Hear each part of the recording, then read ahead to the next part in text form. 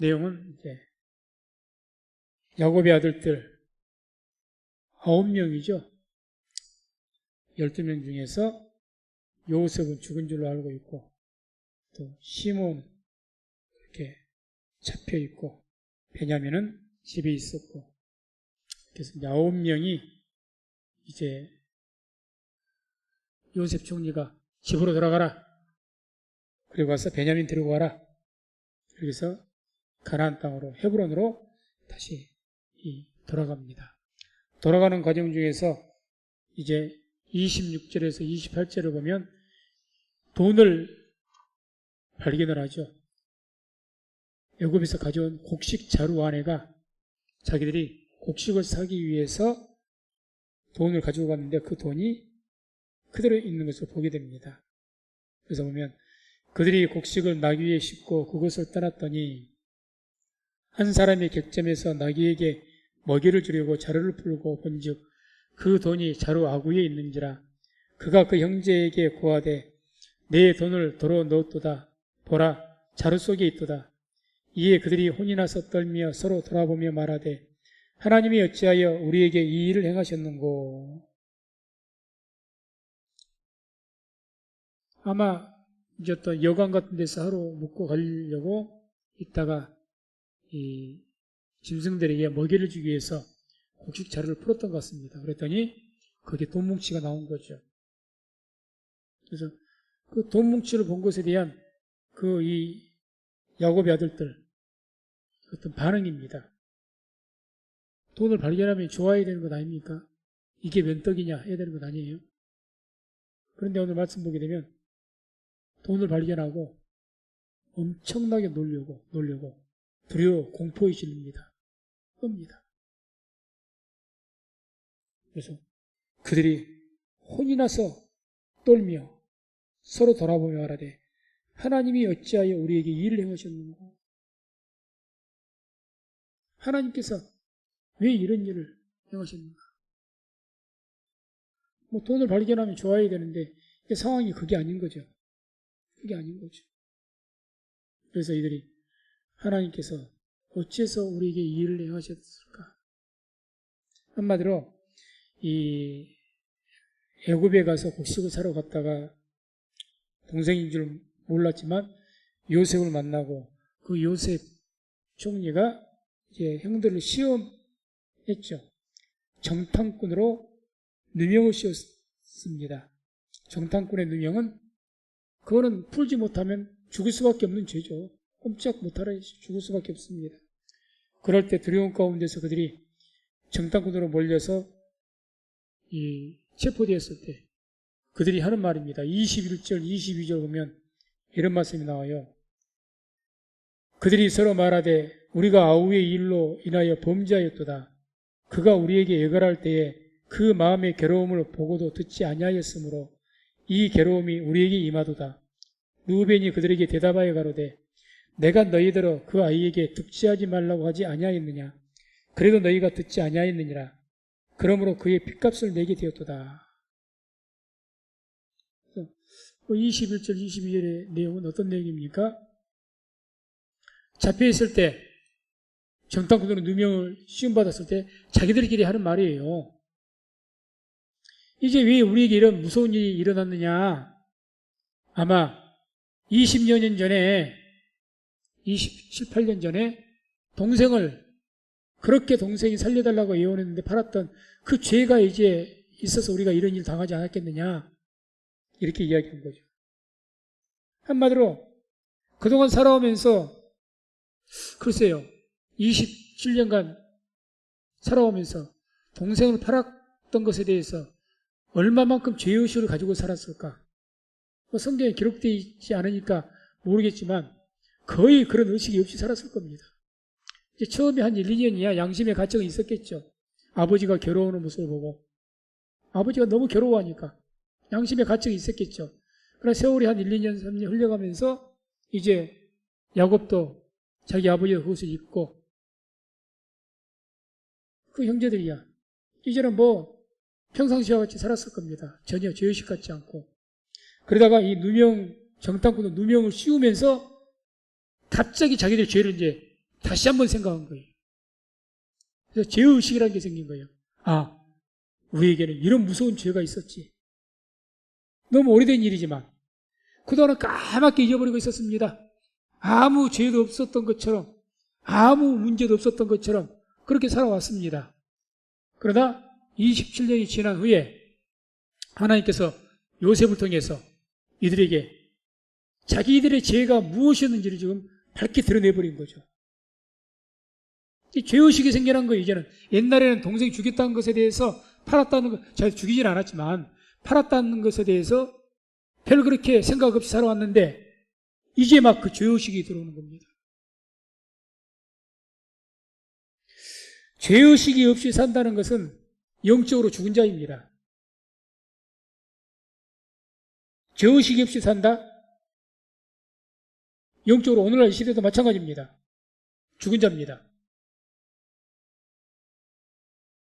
항상 하나님 앞에서 난 죄인이라는 죄의식이 있어야 그 사람이 수시로 자기를 살피고 회개하면서 그 죄의식 때문에 괴로워하고 회개하고 또 그로 용서를 받으면서 영이 회복되면서 사는 그런 삶을 사는 거예요. 근데 나는 죄의식이 없어.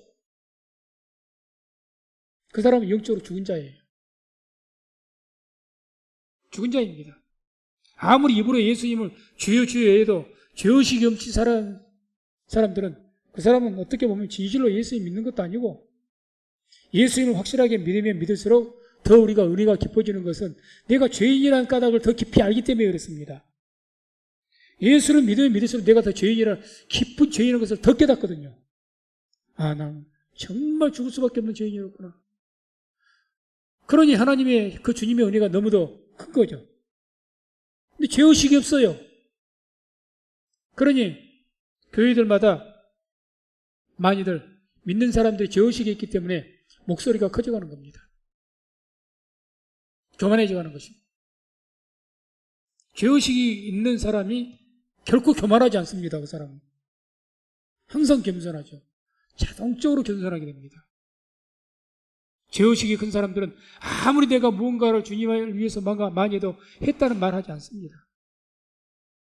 정말 겸손하게 없는 것처럼 살아갑니다. 아무 일도 안 하는 것처럼.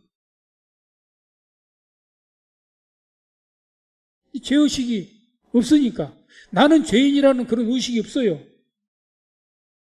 그런 것이 없으니까 살아가면서 뭔가 조금만 내가 옳은 일 한 가지를 해도 대단한 일을 한 것처럼 자기를 드러내고 자랑하고 이렇게 하는 거죠. 그래서 분명히 말씀드릴 수 있는 것은 죄의식이 없다는 것은 영적으로 죽은 자입니다. 그것은 죽은 자예요. 오직하면 사도 바울조차 오라 나는 죄인이로다. 죄인 중에 괴수라고 고백하겠습니까? 베드로도 예수 앞에서 나는 죄인이로소이다. 그러면서 주님을 따르지 않습니까? 그래서 우리는 내가 뭐 날마다 나쁜 짓을 하고 거짓말을 하고 도적질하고 그래서 죄의식을 갖는 것이 아니라 항상 우리에게는 우리는 원죄가 있는 사람들이고 죄인일 수밖에 없다는 것.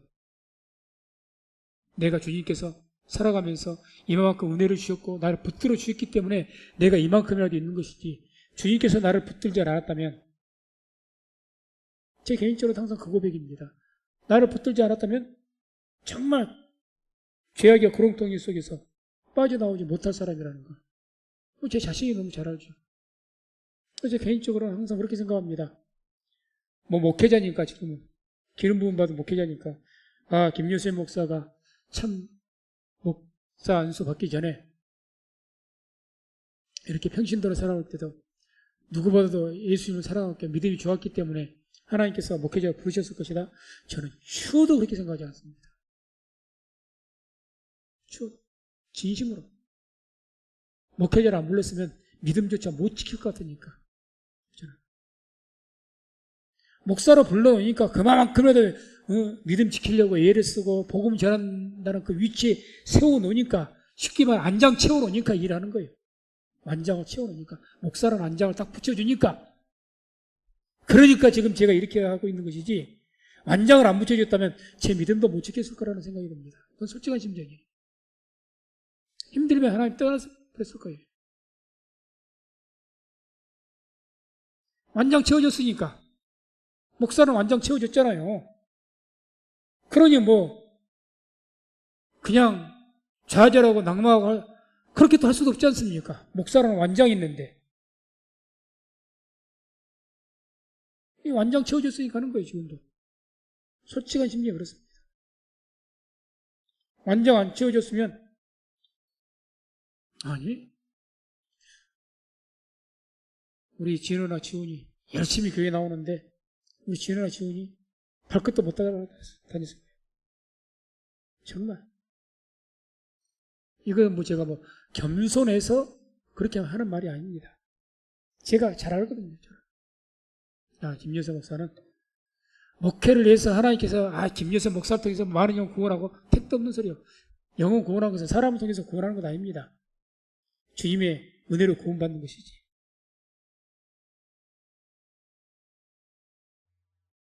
그래서 오히려 이제 그런 어떤 죄의식 또는 어떤 의식이 그나마 제게 조금이라도 있기 때문에 그나마 영적으로 유지가 조금은 되는 것 같습니다. 누구든지 죄의식 없이 살아가면 교만할 수밖에 없고 죄의식이 없으면 살아가면 그 사람은 영적으로 죽은 자입니다. 죄의식이 없는 자가 주님을 절대 안 따르거든요. 안 따릅니다. 나를 섬기지. 내 생각대로 살아가지. 내 주장을 강력하게 내 뜻대로 살아가지 주님 뜻 안 따릅니다. 죄의식이 있는 자라요. 모든 거 하나님께 내려놓는 거예요. 결과도 하나님께 맡기고 그냥 주님께서 어떻게 처분하시든지. 다윗이 교만했다가 밧세바를 간음하는 그런 무서운 죄를 지었죠. 우리아를 죽이고 그러다가 하나님의 징계로 압살롬 자기 아들이 반역을 해서 쫓겨나게 됐을 때 감람산을 올라가면서 뭐라고 하나님께 고백합니까? 다 모든 백성들 다윗이 그래도 아무리 죄를 지어서도 그래도 훌륭한 왕이라고 레위 자손들 법궤를 메고 그 다윗을 따르려고 했고 많은 용사들이 따르려고 했지만 따라오지 마라 그래요. 따라오지 마라. 그리고 뭐라고 합니까? 하나님께서 나를 용서하시고 나를 받아들이시면 내가 오게 될 것이다. 그리고 뭐라고 봐요? 하나님 앞에 자기의 처분을 맡기는 거예요. 하나님 뜻대로 하시옵소서. 주님께서 나를 버리시면 그 버리는 대로 나는 죽을 것입니다. 주님께서 불쌍히 여기시면 제가 돌아오게 될 겁니다. 그게 다윗이었죠. 그게 훌륭한 모습이죠. 그래서 죄의식이 없는 사람은 절대 주님 뜻 따르지도 않고 하나님께 어떤 것을 맡기질 않습니다. 그래서 내 뜻대로 안 되어지면 그냥 그걸 못 견디죠. 죄의식이 항상 하나님 앞에서 죄의식이 있어요. 그런데 지금 이 자녀 아들들이 그동안 죄의식이 있었던 성경에 기록은 아무것도 없어요. 그런데 여기 죄의식이 확 드러나는 거예요. 누명을 쓴 바람에 이런 무서운 일이 내게 닥친 것은 이제 하나님이 징계를 받은 거죠. 닥치는 눈이 번쩍 뜨인 거예요. 이게 왜 우리에게 이런 일이 일어났느냐? 응? 이런 일이 일어난 것이고 요셉 내 동생을 이렇게 팔아서 이렇게 된 것 아니겠느냐? 그러니까 이제 또 이제 돈을 이렇게 발견하니까 돈 보면 즐겁죠. 이게 웬 행제냐? 이 사람들 뭔가 뭐 착오했네. 운수 대통이다. 응? 세상 말로 대박 터졌네. 그래야 될 판인데 돈을 벌기가 벌벌 떱니다. 하나님께서 왜 우리에게 이를 행하셨는지 또 봅니다. 이거 그 큰 죄가 계속 하나님께 이제 이 일을 통해 더 문제가 더 커질 것 같으니까 더 두려운 거예요 이제.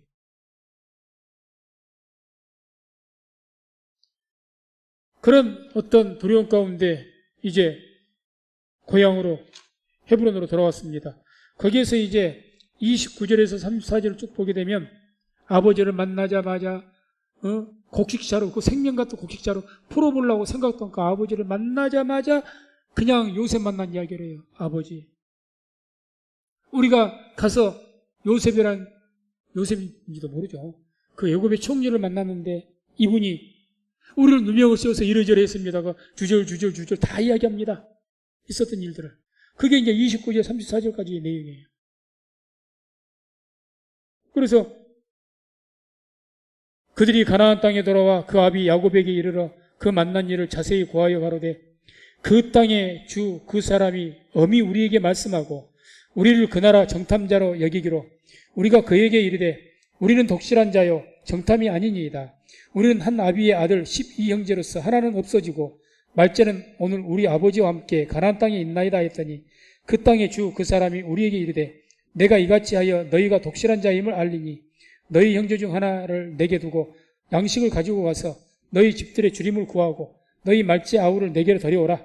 그리하면 너희가 정탐이 아니요 독실한 자임을 내가 알고 너희 형제를 너희에게 돌리리니 너희가 이 나라에서 무역하리라 하더이다. 과정을 지금 이야기하는 거죠. 그래서 뭘 핵심으로 이야기한 겁니까? 지금 시므온이 어디에 잡혀 있어요? 애굽의 포로로 잡혀 있습니다. 그런 큰 문제가 지금 있고 야곱에게는 아들이 또 한 명 지금 죽게 생겼는 거예요. 거기다가 더 나아가서 뭘 해야 됩니까? 베냐민을 지금 애굽으로 데려가야 돼요. 지금. 그러니까 아버지를 설득하기 위해서 주절주절 막 상세하게 이야기한 거예요. 상세하게. 아버지가 왜 그렇게 됐느냐 추궁하기 이전에 이렇게 될 수밖에 없었다는 것을 미리 이제 말하는 거죠. 어쩔 수 없었습니다. 우리가 뭐 큰 잘못을 저지른 것이 아니라 어쩔 수 없이 이렇게 시몬이 잡히게 되었고 누명 썼으니까 또 이제 베냐민도 안 데려가면 우리 다 죽게 생겼습니다. 이렇게 이야기하는 거죠.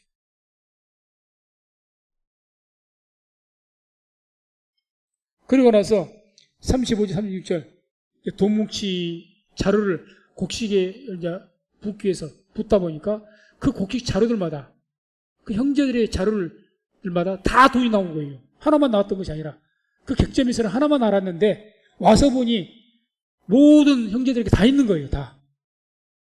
그래서 각기 자루를 쏟고 본즉 각인의 돈뭉치가 그 자루 속에 있는지라 그들과 그 아비가 돈뭉치를 보고 다 두려워하더니 그 아비 야곱이 그들에게 이르되 너희가 나로 나의 자식들을 잃게 하도다. 요셉도 없어졌고 시므온도 없어졌거늘 베냐민을 또 빼앗아 가고자 하니 이는 다 나를 해롭게 함이로다. 이제 다 놀랬죠. 돈뭉치가 이거 알고 보다 하나가 아니라 이제 다 나온 거예요. 또 각 자루마다. 이러니 이제 야곱이 딱 보고 그 아버지 야곱이 보고 아마 이 자식들이 애굽에서 뭔가 이유는 모르겠지만 어떤 무서운 계략에 빠진 것 같다가 말이죠 지금. 그래서 지금 내 아들 중에 하나도 시므온이 지금 정탐꾼으로 인해서 그렇게 억울하게 잡혀 있는데 또 내 베냐민을 안 데려오면 다 죽인다고 하니 이게 얼마나 두렵겠습니까? 두려운 거죠.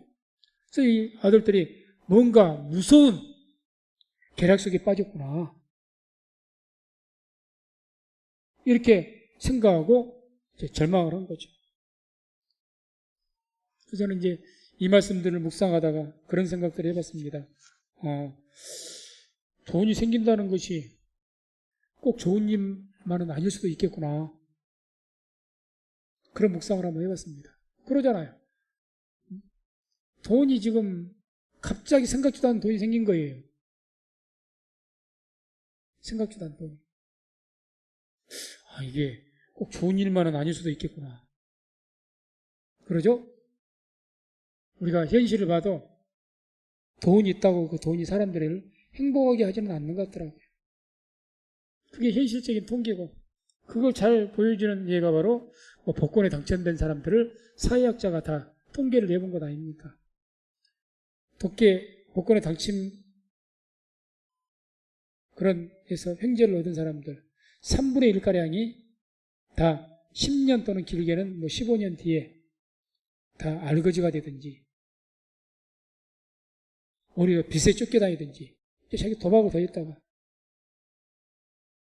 3분의 1가량 그래서 3분의 2는 3분의 딱 그 1 정도는 그 3분의 1 정도는 그나마 그럭저럭 살아가고 3분의 1 정도는 또 그나마 선하게 그래도 그게 제법 되대요. 그러니까 그래도 막 어려운 사람들 많이 돕고 기부도 하고 그렇게 하면서 나르면서 누리면서 살고 나부터 3분의 1 정도는 오히려 얼마 못 가서 탕진해버리고 마약 중독에도 빠져버리고 도박 중독에 빠져버리고 가정은 파탄이 나고 그런 경우가 3분의 1 정도라는 거죠. 돈이 많으면 무조건 좋을 줄 알았더니 그건 아니더라는 이야기죠.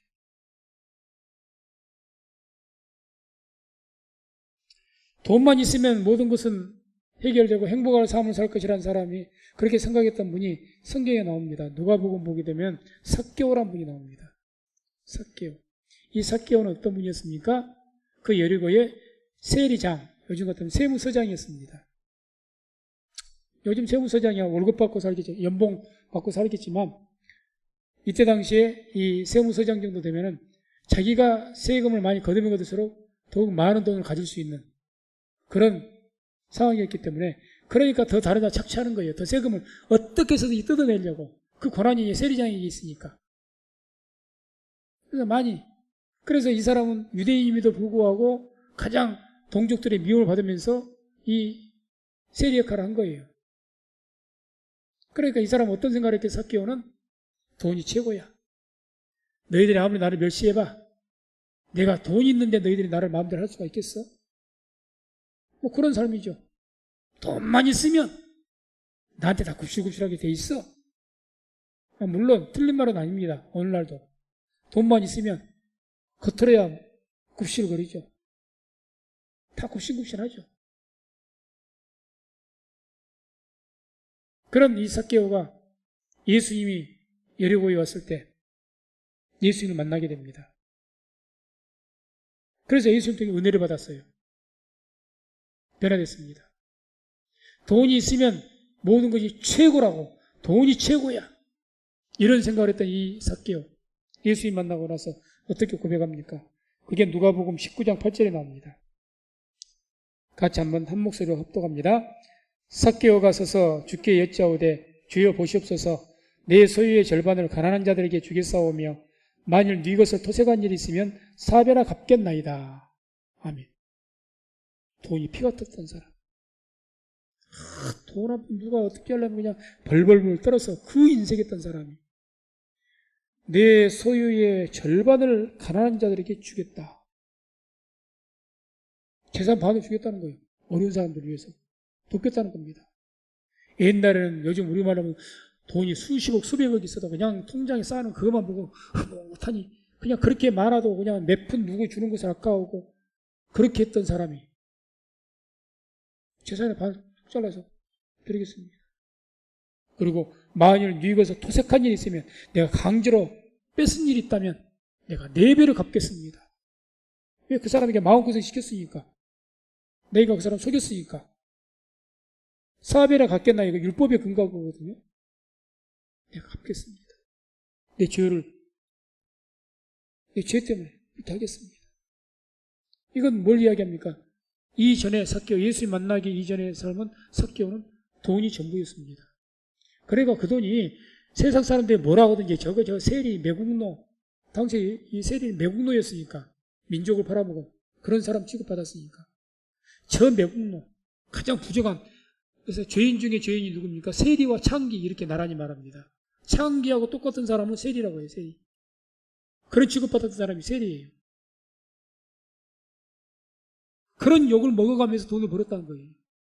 누가 뭐든지 돈을 벌면 되지. 무슨 잔소리야? 내가 돈놀이를 하면서 고리대금을 뜯어서 하든지 돈만 벌면 돼. 이 생각을 가지고 있었던 사람이 삭개오라는 거죠.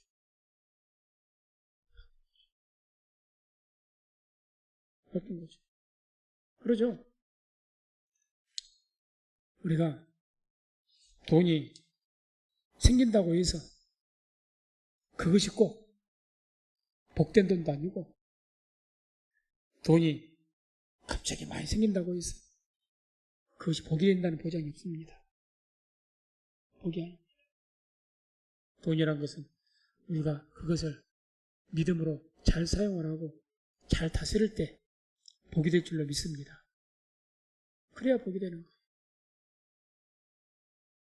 지금 그래서 이 돈 뭉치를 보고 아니 갑자기 이렇게 됐으면 시무원 일만 아니라면 이게 얼마나 아마 그랬을 것 같아요. 시무원만 아니라면 시무에 잡혀 있잖아요. 지금 안 잡혔으면 갈 필요 없잖아요. 안 가도 되지. 그냥 기뻐하고 이게 왜 힘드냐 했을 사람들인데 그냥 이게 어떻게 보면 은혜죠. 은혜. 37절 38절에 보면 이제 이 르우벤이 아버지를 설득합니다. 뭐라고? 아버지, 이 베냐민 동생을 데리고 가야 됩니다. 그래서 이 데리고 가기 위해서 만약에 내가 데리고 가서 이 베냐민을 데려오지 못하면 내 아들들 중에서 2명을 죽이십시오. 자기 아들들 대지 죽이라는 거예요. 자, 그게 37절 38절 마지막에 나옵니다. 르우벤이 아비에게 고하여 가로되 내가 그를 아버지께로 데리고 오지 아니하거든 나의 두 아들을 죽이소서 그를 내 손에 맡기소서 내가 그를 아버지께로 데리고 돌아오리이다. 야곱이 가로되 내 아들은 너희와 함께 내려가지 못하리니 그의 형은 죽고 그만 남았음이니라. 만일 너희 행하는 길에서 재난이 그 몸에 미치면 너희가 나의 흰 머리로 슬피 음부로 내려가게 함이 되리라. 아니 아들 장남은 어떻게 해서든지 이 문제를 해결해 보려고 만약에 내가 데려오지 못하면 네 아들들을 대신 죽이라고까지 이야기를 했는데 아버지인 야곱은 지금 뭐라고 말한 거예요? 안 된다는 겁니다. 안 된다는 거예요. 이게 지금 우리가 성경 보면은 이 시므온은 지금 정탐꾼으로 잡혀있죠. 다른 죄로 잡혀 있는 거 아닙니다. 뭐 빚을 져서 그러면 죽을 염려는 없겠죠. 정탐꾼이라는 것은 만약에 이들이 빨리 안 돌아가면 죽여버려요. 진짜 정탐꾼 요셉이 아니라면 간첩이지 않습니까? 가만 안 두죠. 지금 아들의 시므온이나 아들의 목숨이 달리는 문제입니다. 목숨이. 그리고 요셉도 뭐라고 했냐? 가서 그 굶주림을 풀고 즉시로 돌아오라고 했습니다. 즉시로. 자, 19절 20절 보면 이런 말씀이 나오죠. 19절 20절에 요셉이 그때 보내면서 형제들이 이렇게 이야기합니다. 너희가 독실한 자이면 너희 형제 중 한 사람만 그 옥에 갇히고 처음에는 한 사람만이라고 안 했어요. 한 명만 너희 집으로 돌아가고 나머지는 여기 다 있으라고 했다가 지금 요셉이 바꾼 거죠. 선처를 베푼 거죠. 선처를 베풀어서 한 사람만 여기 갇혀있고 나머지 9명은 돌아가라고 했어요. 그러면서 뭐라고 이야기합니까? 너희는 곡식을 가지고 가서 너희 집들의 주림을 구하고 너희 말째 아우를 내게로 데려오라. 그리하면 너희 말이 진실함이 되고 너희가 죽지 아니하리라. 이게 성경의 문법상 보게 되면 문법적인 그 의미는 어떤 뜻이냐? 계속해서 이어지는 그 어떤 내용이거든요. 그러니까 너희가 가서 너희 가족들의 주림을 곡식 갖다 주면 주림을 푼 것 아닙니까? 곡식 갖다 주고 그 말이에요. 곡식 갖다 주고 빨리 너희 베냐민 동생을 데리고 와서 이 오해를 빨리 풀어서 시므온도 데려가라 그 말이에요. 그리고 언제든지 너희가 오게 되면 그렇게 너희가 정탐꾼이 아니라면 언제든지 이 애굽에 와서 앞으로 너희를 정탐꾼이라고 하지 않을 테니까 언제든지 와서 여기서 무역하리라 그 말은 언제든지 와서 곡식을 사고 싶은 만큼 사가라 그 말입니다. 그런 자유를 주겠다는 거예요. 그래 즉시로 해야 될 일이에요. 지금 다급한 일입니다. 그러니까 그 다급하니까 르우벤도 지금 자기 아들들을 아버지에게 뭐라고 이야기한 거예요. 만약에 내가 돌아오자 동생이 문제가 생기게 되면 우리 아들들 둘을 아버지 손에 맡깁니다. 죽이시라고. 그만큼 결단이 강하다는 거죠. 그런데 참 이 야곱의 편애가 무섭습니다. 편애. 12아들들 중에서 요셉만 사랑했었고 베냐민 사랑했었던 4명의 아내들 중에서 라헬만 사랑해가지고 그 라헬이 낳은 자식만 사랑한 거예요. 쉽게 말하면. 이 편애가 무서웠습니다. 이런 야곱의 편애는 너무 이 요셉만 편애를 하더니 결국 형제들 간에 문제가 생겨서 그 같은 형제들끼리 팔아먹는 그런 문제가 생기게 되었고 또 이렇게 지금도 요셉이 없으니까 이제 베냐민만을 편애해서 다른 자식들은 어떻게 되든지 말든지 자식들을 위험에 빠뜨리고 결국 하나님의 뜻은 어떤 것이 하나님의 뜻입니까? 요셉을 통해서 이스라엘 백성들을 빨리 애굽으로 오게 해서 모든 문제를 푸는 것 아닙니까? 하나님의 자녀들을 구원해서 이루는 것 아니에요. 그런데 하나님의 뜻이 그것인데 지금 야곱 때문에 또 지체가 되는 거예요. 바로 갔으면 그 뒤에 이제 우리가 3장 보게 되면 1년 뒤인지 식량이 떨어지니까 그 뒤에 가잖아요. 식량이 떨어지니까 또 어쩔 수 없으니까. 세월이 한참 또 흘렀겠죠. 그만큼 하나님의 뜻이 늦어진 거죠. 그 전에 바로 갔더라면, 베냐민 데리고 갔더라면 바로 풀렸죠. 이 야곱이 베냐민을 사랑하는 요셉을 사랑하는 이 자녀에 대한 편에 하나님의 뜻을 지체시켜버리고 아들들마저 위험 속에 빠뜨려버린 겁니다. 이 편애라는 게 대체 뭡니까? 여기서 말하는 편애는 자기 중심적인 사랑이에요. 자기 중심적인 사랑. 나의 위주로 사랑. 하나님께서 보실 때 12명의 야곱의 아들들을 하나님께서 편애하셨겠습니까? 아닐 겁니다. 다 하나님의 자녀예요. 공평한 하나님의 자녀예요. 하나님 입장에서는.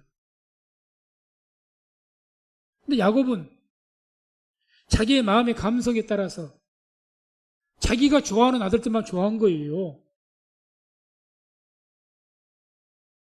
이걸 잘 생각하십시오. 이게 이번에 칼럼에서 제가 냈던 자기숭배입니다. 뭔가를 사랑하는데 하나님의 뜻대로 사랑하고 하는 것이 아니라 내가 좋으니까 하는 거예요. 교회에서도 내가 일을 할 때 내가 하기 싫으면 안 해. 그것이 하나님이 위한 일인데 내 중심적으로 사랑하니까 내가 하고 싶을 때만 하고 내가 하고 싶은 것만 하는 거야. 신앙이 그게 자기 중심적인 신앙이죠. 이게 무서운 겁니다.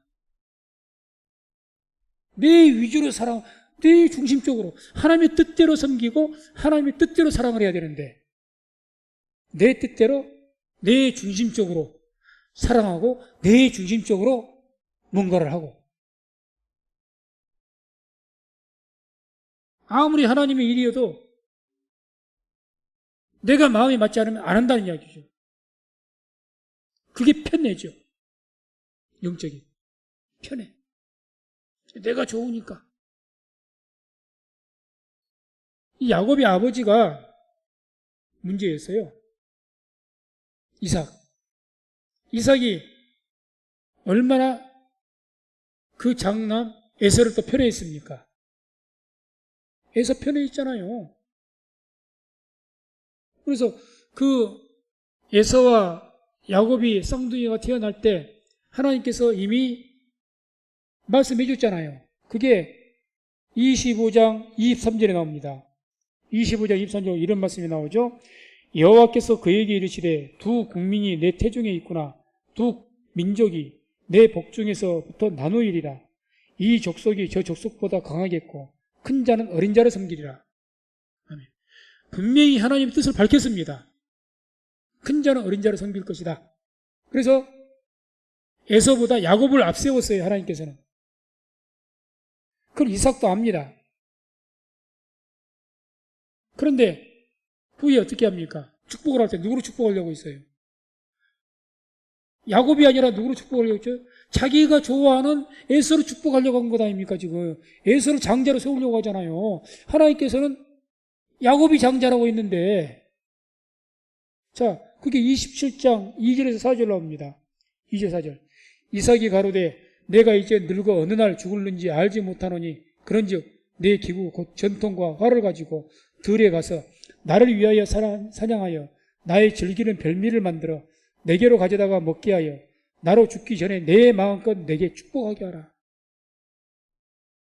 내 마음껏 축복하게 하라. 하나님의 뜻대로 축복한 것이 아니라 내 마음대로 나는 에서를 사랑하니까 하나님께서 아무리 야곱을 사랑한다 하셔도 아니야. 내 생각에는 에서야. 에서가 장자인데 에서가 나에게 별미도 갖다 주고 나를 얼마나 잘 섬기는데 그렇게 에서가 축복을 받아야지. 완전히 하나님의 뜻을 회방해버린 거죠. 그 뜻대로 이제 되지도 않았지만 그래서 우리가 오늘 말씀들을 통해서 중요한 걸 하나 깨달아야 됩니다. 하나님을 사랑하되 내 중심적으로 살아가지 마십시오. 내 마음대로 사랑하려고 하지 마십시오. 신앙생활에 내 마음 내 뜻대로 사는 것이 신앙생활입니까? 신앙생활 자기를 숭배한 거지. 내가 가장 그래 자기 숭배를 하지 않습니까?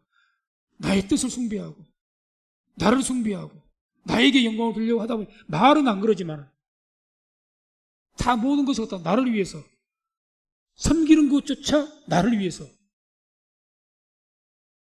사실 섬김은 뭐가 희생에 따라야 되거든요.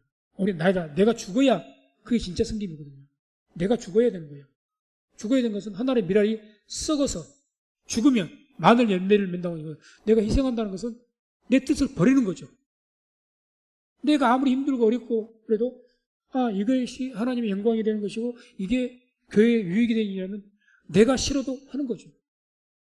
그게 진짜 하나님을 뜻대로 사랑하는 거죠. 내 식대로 우리가 자녀들의 부모를 섬길 때도 그러지 않습니까? 자기 중심적으로 부모를 사랑하면 뭐든지 자기가 하고 싶은 대로 부모도 막 하려고 그래. 우스개 말이지 않습니까? 그래서 그냥 아무리 부모가 육식은 싫어하고 생선을 좋아하는데도 불구하고 지가 육식 좋아하고 그러니까 막 아버지 이게 비싼 거예요 드시라고. 아버지는 그거 싫어하는데. 아버지는 산을 좋아하는데 아버지 여름에는 바다에 가야 된다고.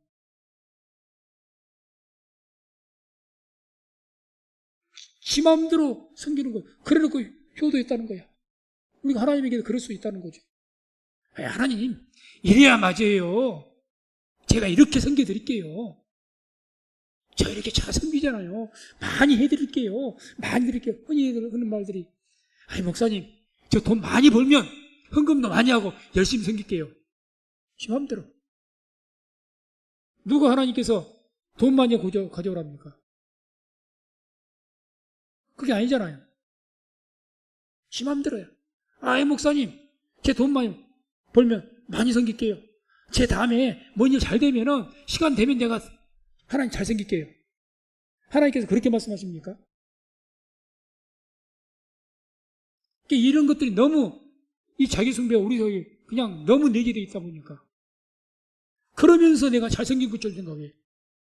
지가 좋아 지가 열심으로 하나님 뜻도 묻지도 않고 그게 객관적으로 충분히 묵상하고 내가 하고 있는 일에 대해서 하나님께 기도하면서 묵상하면서 그런 가운데 주를 섬겨야 되는데 지 생각대로 달려. 그거는 하나님의 뜻을 최소한 지체시키든지 하나님의 뜻을 해방하게 되는 결과를 낳습니다. 그래서 말씀을 맺습니다. 오늘 말씀을 통해서 야곱이나 이삭이나 이런 분들이 자식을 편애해서 자기 중심적으로 자식들을 사랑하고 자기 중심적으로 그렇게 함을 통해서 큰 문제를 일으켰던 것처럼 이걸 기억하시고 우리들도 하나님을 사랑할 때 내 식으로 살아가지 말고 내 방식으로 내 식으로 살아가지 말고 말씀을 통해서 어떻게 하나님 섬기는 것이 하나님 기뻐하실 일인지. 사울도 그랬잖아요. 하나님 제가 이리 좋은 짐승 하나님께 제사 드리려고 했어요. 그러니까 언제 하나님께 너희 번제 이런 걸 기뻐하지 않는다. 너희들의 번제보다 너희의 순종을 더 기뻐하신다. 순종하는 것을. 그러죠. 하나님이 좋은 것 드릴게요.